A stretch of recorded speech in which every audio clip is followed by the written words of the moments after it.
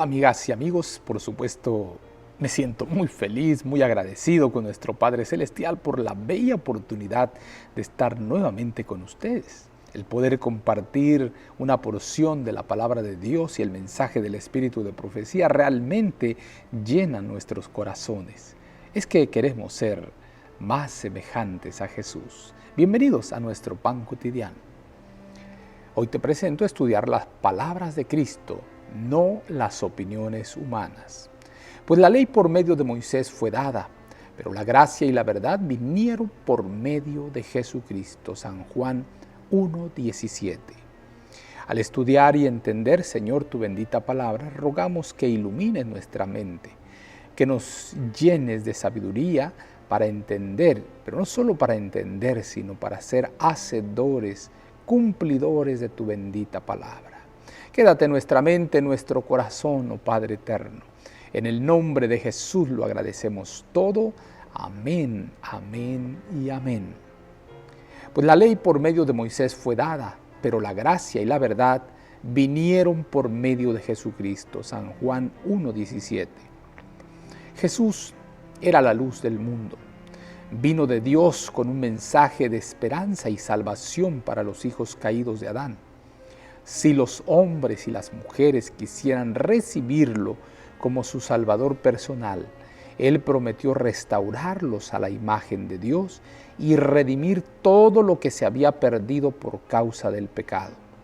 Presentó la verdad a los seres humanos sin una hebra entretejida de error. Cuando enseñó, sus palabras vinieron con autoridad porque habló con conocimiento positivo de la verdad. La enseñanza de los mortales es totalmente diferente de la enseñanza de Cristo. Hay una tendencia constante por parte de los humanos a presentar sus propias teorías y opiniones como asuntos dignos de atención, aun cuando no tengan fundamento en la verdad. Son muy tenaces para sus ideas erróneas y para sus opiniones ociosas.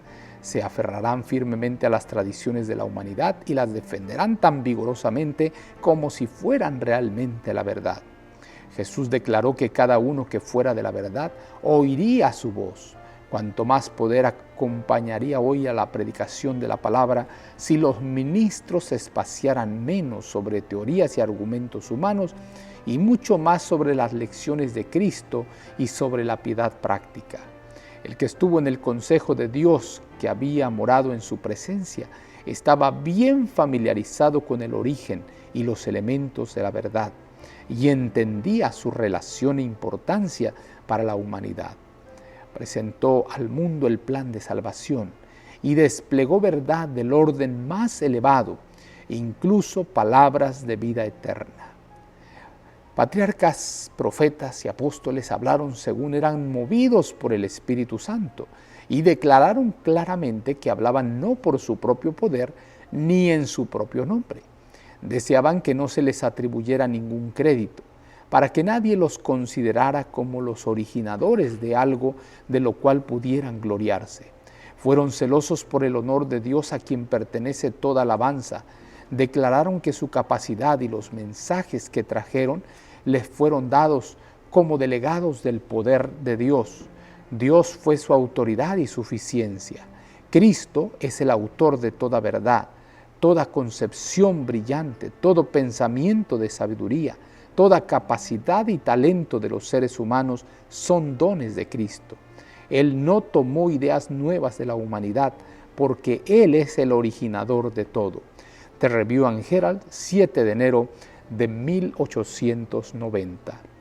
Cariñoso Padre, gracias por mostrarnos una vez más que tú eres, Señor, la sabiduría hecho hombre.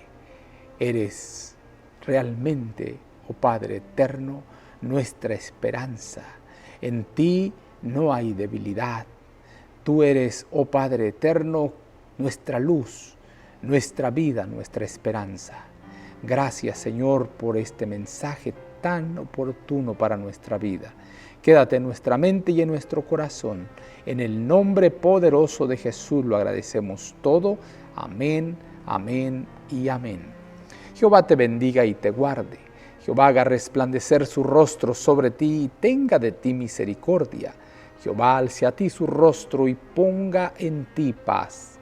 Deseo para ti lo mejor de la vida y por supuesto no te olvides, conserva una sonrisa en tus labios, una oración en la mente y una canción en el corazón. Hasta la próxima.